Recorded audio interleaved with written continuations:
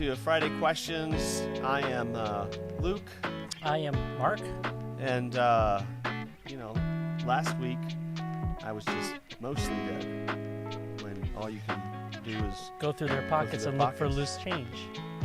But today I feel better, mostly better. So we will get to the questions. Mark questions 3, but only 2. The first question talks about gossip, which none of us do. I mean, I heard Jace does, but I certainly don't. That's exactly where I was going to go. So you know who I've heard that does a lot of gossiping. Dead jokes. So, I guess the question is, when does something become gossip? What starts off as a good thing and then becomes, did you hear? Did you hear the one about Alfred? That's a VeggieTales reference in case anyone was wondering. We've gotten off to a roaring start, haven't we? All right, we'll get serious. Okay, so the definition that I remember hearing growing up and even working my way through Sunday school and Christian schools and all that kind of stuff is that something is gossip when you are sharing information that you don't necessarily have permission to share. And it could be for a variety of reasons. It could be harmful to the person whom you're speaking of. It might be shedding light on something that either isn't supposed to have light shed on it, or it isn't the right moment and opportunity for that to be light to be shed upon it. Or you're telling something to someone that they don't need to know that information, like they're not pertinent to whatever the conversation is. That person knowing or those people knowing that information isn't necessary for whether it be healthy relationships or good communication or just right living. So again, in fact, you can even broaden that out. I've heard and even often quoted others as saying, it just something that is sinful in general is doing maybe something that is naturally good, but doing it in the wrong way. Mm-hmm. So if gossip is just the exchange of information about someone, and I think we have, within the Christian community, where we see is that it is hidden behind the phrase, well, I have a prayer request. Mm-hmm. And of course, that is an important part of community life in Christianity, is to share what's going on in our lives. But again, I have a prayer request, and it ends up being information about a third party who probably isn't even present in the situation, and you're sharing information about them that is personal, sensitive, not necessarily needs to be known church-wide or even within that group or even that individual with whom you're sharing. And so that's kind of if we use that as a definition of you're sharing information that doesn't need to be shared or you don't have permission to share it, Right. then you can kind of see where even if your intentions are, I want to tell someone or a couple someones to help pray for this, if you don't have permission to share that information, then even if your intention is so that other people be praying for it, you are in many ways, you're speaking out of turn. Mm-hmm. You haven't been given the right or the authority, you haven't been given the green light to share that information. Maybe a good question to ask yourself was, would I say this if they were standing next to me? Well, that's interesting. Yeah. Yeah. Would I be saying these things this way to other people if that individual about whom it is? Yeah, that's really good. That's really, really good. That's powerful. Because it immediately helps you focus on, and this is what I think is going to be the heart for me in thinking about this question, is gossip almost always, if not always, harms relationships. Mm-hmm. So if the person was standing there, you more than likely would think, by sharing this, and they don't maybe want it shared, or it's not ready to be shared, or it's more private than the information, the people that are receiving the information, then you've probably damaged that relationship by them standing there. So aren't you going to damage it if they're not there? Yeah. If they eventually find out about it. And I guess the other problem with gossip is gossip tends to spread. Yes. And if you didn't get the information from that person, one, not only do you not have permission to relay that information, but if you didn't get it from them, it could be wrong. Yes, yes. In Often any game of any telephone. junior high game of high school of telephone will tell you that. Mm-hmm. Yeah, yeah. More than likely, facts get misunderstood, things get flipped around, and so yeah. So now, not only are you gossiping, but you're also spreading falsehood. Yeah, and then you're reaching into the slander territory Mm-hmm. where you're not just gossiping about somebody, you're actually spreading false information because you don't actually know it to be true. You heard it from Susie, who heard it from Joni, who heard it from Ted, who heard it from his sister, but you're pretty sure they all related accurately. Yeah, yeah. That's a lot of people to trust that they've said it correctly. Especially Joni. Have you heard what she said? She's notoriously bad at sharing information. Yeah. I try to pick names that I was pretty sure nobody in the church had, so I'm very sorry, Joni, if you're here in the church. Yeah. Probably a Joni just started this last week, and now She's like, boom. this is just I like finally found a church that doesn't gossip. And what do those two jokers do on their the little internet. Yeah, exactly. I was thinking about gossip a little bit, and even just some of the damage that it does. First of all, gossip tends to be pretty addictive. Yeah. In that the more information that's shared, the more you want to know. So then even maybe you fill in the gaps with some things that you don't know are true. But it tends to, it's no mystery that James in his letter, when talking in chapter 3 about the weight of words in the tongue, uses the analogy of the fire because it does. It spreads so quickly. Gospel really hinders meaningful and fruitful conversations. Conversation should be filled with truth and honor for one another, and as we'll look at a passage here in a moment, uplifting conversation. And so your conversations are going to lack that, and probably once it gets out, you'll also be a person who's seen as untrustworthy to hold on to information that you received and sharing it correctly, appropriately at the right time, etc. Obviously, it's harmful. It injures relationships, and I think that's the bottom line for me, is that it hurts relationships. Relationships that we are supposed to be focused in on as followers of Jesus. All those one another passages in the New Testament that are to be kind of like our blueprint for how we live, you're damaging those relationships, and you're not one anothering one another when this happens. And then this one's probably hard for a lot of us, is in our current culture, the top currency for many people is information. Mm-hmm. And everybody wants to know everything because we have access to almost all information. And so gossip creates within us this fever pitch of wanting to know things. Mm-hmm. And you know what? You and I don't need to know everything, about everybody. It's probably better that we don't know most of the things that get thrown around. And so it's okay to not know everything, and so when we don't feel like we need to be in on all the information on everyone who's within our sphere of influence, if we can let that go to the side, then it helps us to not be so focused on trying to obtain information that then could be relayed and shared. And there's that power of, I have information and you don't have it yet. Yeah. That even if it's something positive, it doesn't. Sometimes we think of gossip as only being something bad that happened to a person, but it could be good news.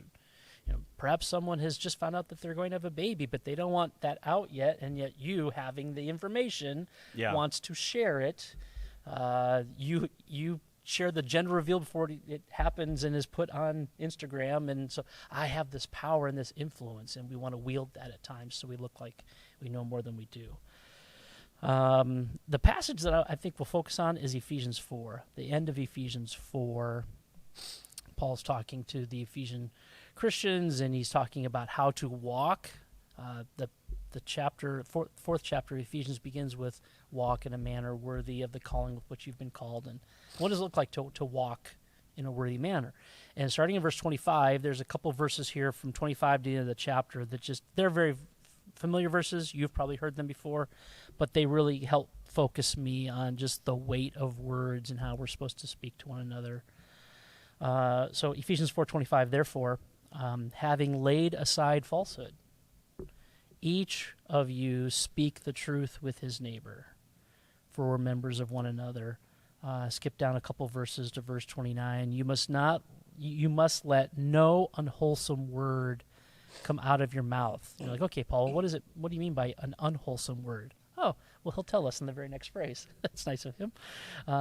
Let no unwholesome word come out of your mouth, but only what is beneficial for the building up of the one in need.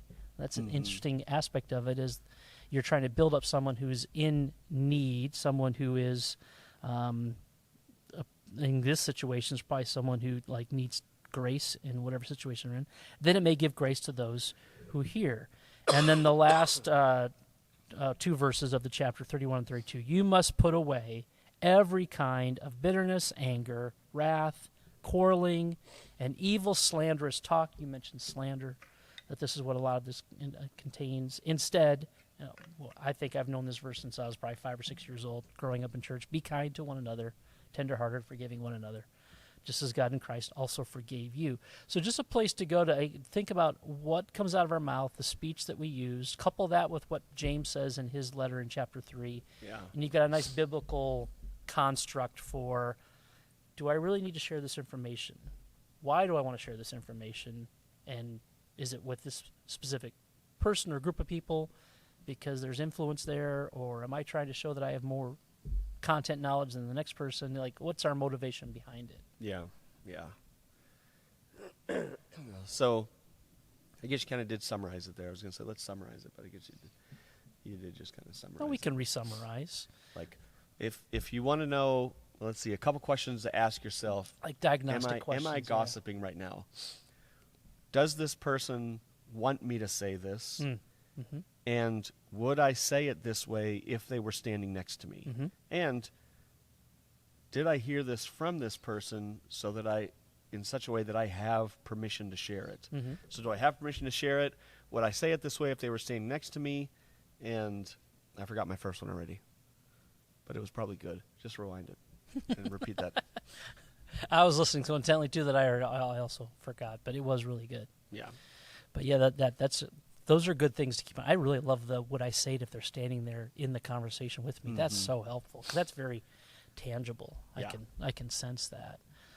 That, and then you mentioned permission Permission. to say it. I guess, did I get it from them so that I know it to be true? Yeah. So do I know this statement to be true? Would I say it this way if they were sitting next to me? Do I have permission to share this? Right. Yeah. So if all three of those things are yes, you're probably okay to say it. Yeah. A warning sign that maybe it is gossip is that before you say it, you look around or start talking in a low voice. Yes. Yes. The side eye left and right is a classic move. Yeah. Or if you've stepped into a little side area somewhere, or hushed voices if you break it down real low. Yeah. Probably also if you begin with the phrase, "You didn't hear this from me." I don't want to get in trouble for what I'm about to say. Or the word allegedly, if you throw that word around, that's also, you're trying to cover yourself. So anyway, okay. I think we made our point. All right, moving on. That's a good question. That was a very practical question. Okay, next question. Why is our natural reaction to withdrawal when times are tough? Now, I personally don't do this, but I've known many other people. No, I'm just kidding. I do this all the time. I didn't want to say anything because that'd be gossiping. Yeah, but I mean that is the natural reaction when times are tough.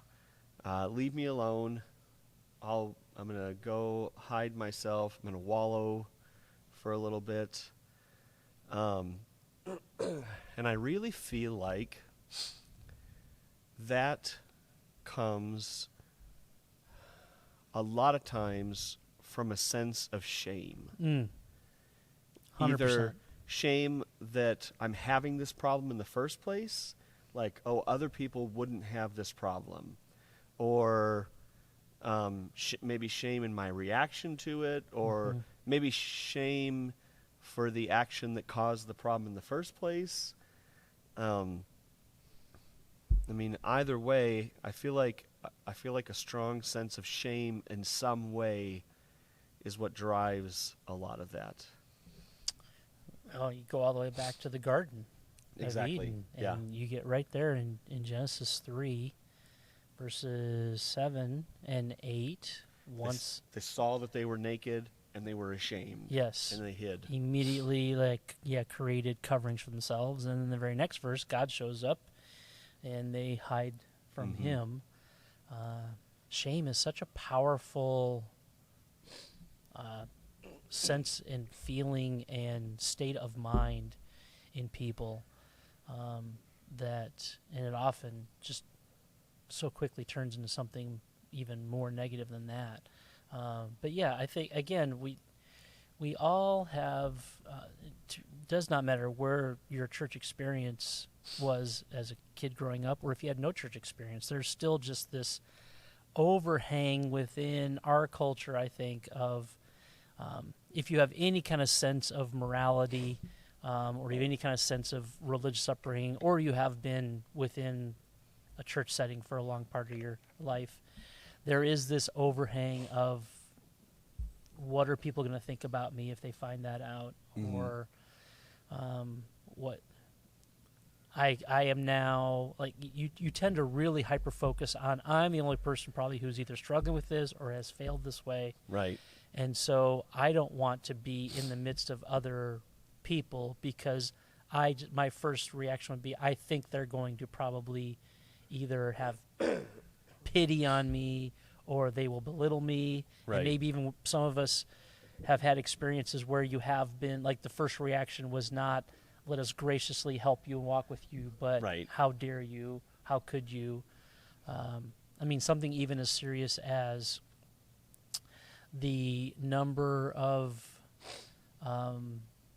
girls, women who find out an unwanted pregnancy, and if they have any kind of connection to the church, their first thought is, how can I hide this Right. from everybody? So you nailed it on the head with the whole shame issue. That is probably the epicenter of why when things are hard, and it may not even be something that we did that was sinful, or just life is very difficult, oftentimes we turn inward and we become very exclusive, and we move people away at arm's length. The other one I thought of was Peter at Jesus' trials. Mhm. After he'd been told he was going to die him 3 times, he denies Jesus 3 times. And at the end of Matthew 26, Peter goes off on his own and weeps bitterly. And, we don't get a whole lot of information there, but you don't really see Peter in any kind of connection with the other disciples or Jesus until after the resurrection. And, he runs to the tomb and all those things. But there's a bit of a shame and a removal and a separation that he experiences in that instance as well. Yeah. There's in Japan, and there's a specific word for it. I can't think of it off the top of my head, but there is, because Japan is a honor Honor and shame shame culture, culture. They have very strict privacy laws. So there's this phenomenon, and there's a name for it. I can't think of what it's called, but where generally it's a guy. Something will happen. They'll lose their job. They'll lose a bunch of money. Something crazy will happen. They will essentially banish themselves. They'll just disappear. In fact, there's one city specifically that a lot of times they go to, and you essentially can never track them down. They feel such shame from what they did that they'll break all contact from anybody they know, family, wife, kids, and they'll just disappear because they feel like they have to because of what they did, but it's this weird extreme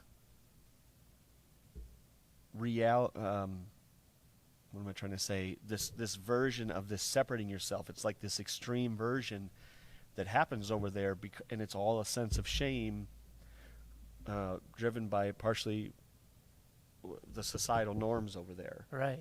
Do they ever re-engage with their family? Do some they live this life? I'm sure sometimes they do. Wow. But most of them will live the rest of their life in isolation. Wow. Yeah. Yeah. It's Yeah. It was pretty interesting. I think you were heading on the right track too, though, with Peter. Um, the thing to remember about sin, and let's say if something happens, it's not necessarily sin. Maybe you lose your job through no fault of your own. You feel shame about losing your job. Whatever things our society holds of value, if we lose something like that, even if it's not our fault, there's this shame that comes along with it. But we know it's from God if God will convict you but never condemn you. That's always what I go back to. Are these thoughts convicting or are they condemning? And if they're condemning, they're not from God. And what happens with Peter? Peter is restored by Jesus the next time he sees him. So there's not this, Jesus is not here to condemn us. He's here to convict us so that we come back to him. And in this case, like I said, this is not necessarily sin. This could be something outside of our control, but we still have that sense of separation or shame from it. But ultimately, we have to remember that God wants restoration. Everything throughout the whole Bible is about God trying to restore us back to him. And we have to remember that that's his ultimate goal. It's not condemnation. It's conviction to bring restoration. Yeah, that's very powerful.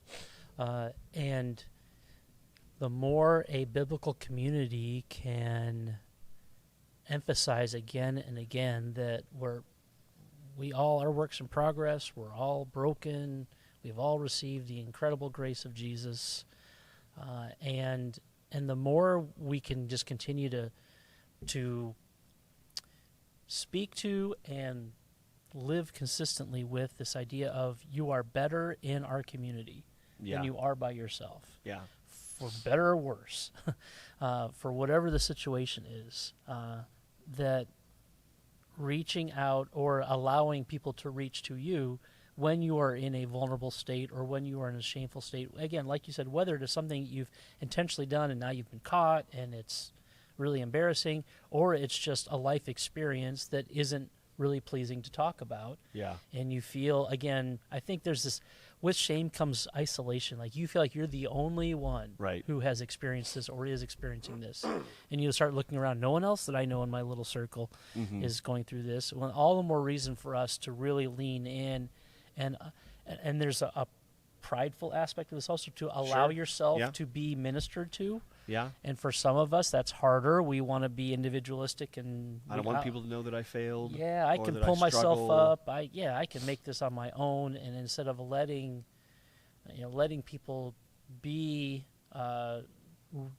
Jesus in a real way with us, and surrounding us and encouraging us and uplifting us. The only other reason I could think of where maybe people do pull away sometimes is just because they don't want the accountability. Sure. That's a different direction, and in that case, they're isolating themselves because they don't want to have anyone come along and tell them that they need to fix whatever is broken or help whatever is hurting. Yeah. And in that situation, it's a little different. Like they're pushing the gospel and the people of the gospel at arm's length away. And that's a different situation. I think most of us are sensing it's when something has happened to us or we have been engaged in something. Yeah. That's when it's easy to isolate because of the shame that you've talked about. Yeah. Yeah. Well, what a beautiful opportunity to allow yourself to be open to I cannot do this on my own. I need people to step into my life.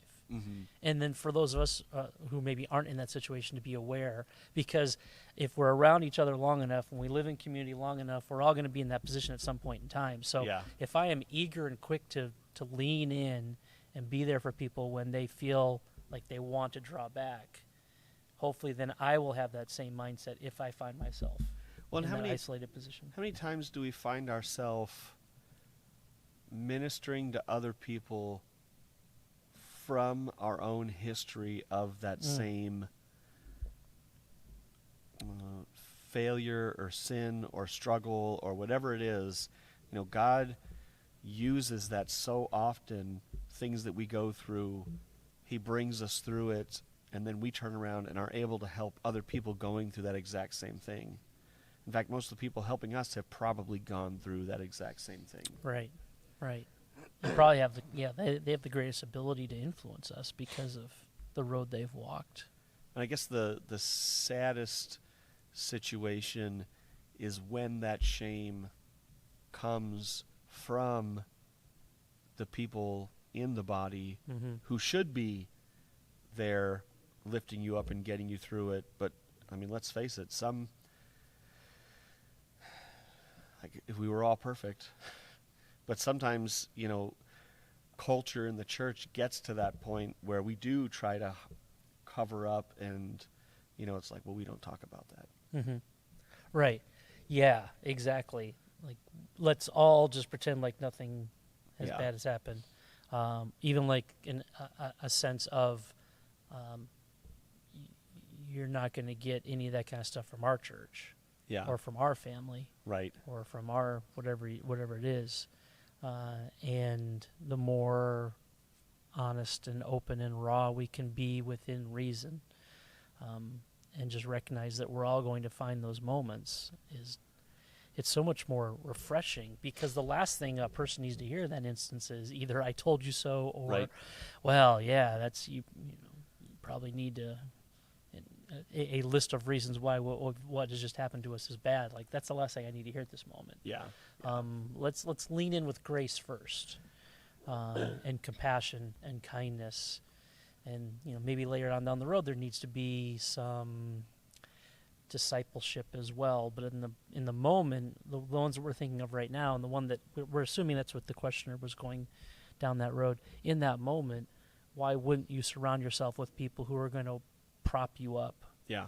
And why wouldn't be the ones who are on the outside go, let's just, how can we lean in and walk with you during these hard moments? Yeah. Because I even think to that statement that the author of Hebrews says at the end of Hebrews 4 about Jesus, that we have a high priest who sympathizes with us, knows all our weaknesses, has been tempted just like we are. Like, if that's the model that Jesus is presenting for us, why wouldn't we as his followers do the same thing? Yeah. Why would we lean in that same way? Yeah, and I guess there's two things to think about. One is make sure that when somebody has a problem, you're not the one bringing shame to them, but you're the one bringing reconciliation or uplifting or renewal or restoration to them. The second question is, how do we inoculate ourselves before the bad time comes so that we're more likely to not withdraw? And I had a couple ideas. One is make connections with people in the church so that you have people who know you, so that when there is a problem, you have somebody that you can trust to talk through with it. Somebody that you know is going to be that point of renewal or reconciliation or restoration. And I guess the second thing is really just an extension of the first thing. I was going to say get into a small group or a men's group or a women's group or something. If you struggle to make those connections on your own, get into a group where those connections can be built. I don't know. What else could you do besides making connections beforehand? Because the other thing about making connections beforehand is when people see you withdraw, they're more likely to be like, "Hey, are you okay? What can I help you with? What can we walk through this?" The warning signs are more visible, unless it's just like a instant in the moment, like came out of left field. But even then, you would have people who to know people and to be known by people is so foundational to our walk with Jesus, because again, thinking of passages come to mind in Galatians 6 when Paul, within just a few verses at the beginning of chapter 6, says it's almost like they're in opposition to one another. He says, carry your own burdens, but then later he says, bear one another's burdens. Or maybe he says, bear one another's burdens first, and then he says, carry your own burdens. And the idea is that some things you should be able to handle on your own. Yeah. like I shouldn't have to call you, Luke, in the morning and go, okay, Luke, I do not know which of my Desert Breeze T-shirts I need to wear today. Yeah. I really need some help right now. Could you pray with me? Maybe even come on over, look through my closet. Like, okay, dude, get a grip. just grab one. They're all the same. But at the same time, to bear one another's burdens is there are times when we need to be carried. Yeah. There are times when I need to be lifted, and we've even had a few of those instances in our church in Yeah. the last couple of weeks and months where people have suddenly found themselves in a situation, and it could have been easy for them to kind of withdraw, whether even if it wasn't a negative thing that happened, just and you kind of turn inward, and you don't really Yeah. want to answer your phone anymore, and you don't want people coming to your door. But when you allow people to lean into you because you are known by people, Yeah. you're not just coming. It's a little harder in our place because you can see almost every chair, but it's still possible to slip into this place on a weekend Sure. and slip out and not have anybody know you. Yeah. So then when crisis hits, there isn't anyone who knows you well enough to be in constant contact with you that even know it's happened. And now days and weeks go down the road and you just become more and more of an internal shell of yourself. Yeah. Where if you're known by people and there's constant community there, and that's why we believe that groups are so important, is that to be known by people means that the blessings of having joyous times, but also when things get rough and there is suffering and there is sorrow and there is pain or there is something sinful that happens in our lives that we willingly admit to, we got people who can come around and be instantly involved in the process. And when there's quick healing and restoration, not like too quick, like, oh, hey, you're fine, but Gloss over. it begins quickly. Like, Yeah. there isn't much time between the crisis event and the beginning of people leaning in to heal and help and create restoration and create normalcy as much as possible again. Then there's less time for you to give the devil an opportunity to really get in and turn that into something much deeper, and then it becomes almost feels like it's insurmountable. And so, yeah, I love what you said there. That's so great to be known and to know people. I guess my other thought, the second way to inoculate yourself, maybe this ought to be the first way, know Jesus. It's never a bad answer. You gotta, if you're not reading the Bible, if you're not in prayer, and I'm not, it's not like you got to spend an hour every day in a closet praying, or you got to do this, you got to do that. But if you're spending no time with Jesus, then when these ideas come in of, oh, well, I guess I'm not good enough, I'm not this, I'm not that, it's going to be much harder to hear the voice of God through all the negativity Mm-hmm. if you don't know what the voice of God sounds like. Mm. Like if you don't know, and again, not that you have to, because I don't want this to be a point of shame. Oh, you're right, I don't know Yeah. But to know, to be familiar enough with Scripture to say, that's not what God says about us. That's not what God wants for me. That's not who God says that I am. That's like your first line of defense, which then if you have those connections allows you to go to those connections and be like, hey, I'm struggling with this. But if you don't know what God says about you, if you do think, well, I got this list of rules and I'm struggling with the rules right now, so that means God doesn't want me right now, so I got to get the rules better first, and then I can go to God. Mm-hmm. And so if you are not familiar with Scripture, then you're going to buy into all the lies that yourself and the world are going to tell you. Mm-hmm. So know Jesus, know people, and be known by people. Yeah. If you're watching this before the weekend services, this weekend's passage, we're wrapping up Romans chapter 8, and this section. And one of my favorite. Oh my One of my goodness! favorite This is like sections. Paul could have ended the book right here. Yeah. He could end his letter here. He has much more to say, but the last few verses of Romans 8 are. I've even heard it described sometimes as it's almost like the pregame awesome pep talk speech from your coach before you go into Yeah. a major game, where Paul is just dropping these rhetorical questions. If God is for us, who can be against us? Who can bring a charge against God's elect? There's nothing that can separate us from love of God. Like, this is a great passage to read off and dwell on, maybe even put to memory, because it helps combat the idea of, well, God sees me as negative, and so probably all of his people do as well. And it helps you deflect those who do mistakenly use this as an opportunity to try and shame you, belittle you, or preach to you. Yeah. And instead you say, wait, this is how God views me. This is how God's people should view me. I got to get myself back in the right frame of mind. And so a great counter, maybe to help with that inoculation process, you're talking about no scripture, a good place to start. Because a lot of people are like, okay, well, where do I go? Yeah. I go, maybe not read Leviticus. There's great things in Leviticus, but it's probably not going to help you in that immediate moment to read all of the Old Testament laws. But a section like the end of Romans 8 is so powerful and so helpful for knowing who we are and knowing that the battle's already been won and knowing that Jesus is on our side. We've talked already multiple times that Romans 8 began with the fact that we are not condemned, and it ends with we're not separated from God. So that can help fight off those feelings of shame. Like you said earlier, there should be conviction if there's something simple that's happened, or there should be a strength in, even though this is a very difficult time right now, I know how God views me, I know how others love me.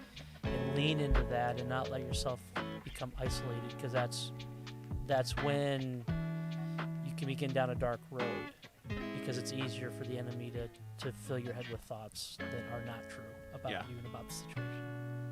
Yeah. Good. All right. Well, just 2 questions this week. Those were doozies, though. Yeah. Good stuff. If you have any questions for us, send them in, questions@dbcc.com, and we'll see you next week. We'll see you. Have a good week. Bye-bye.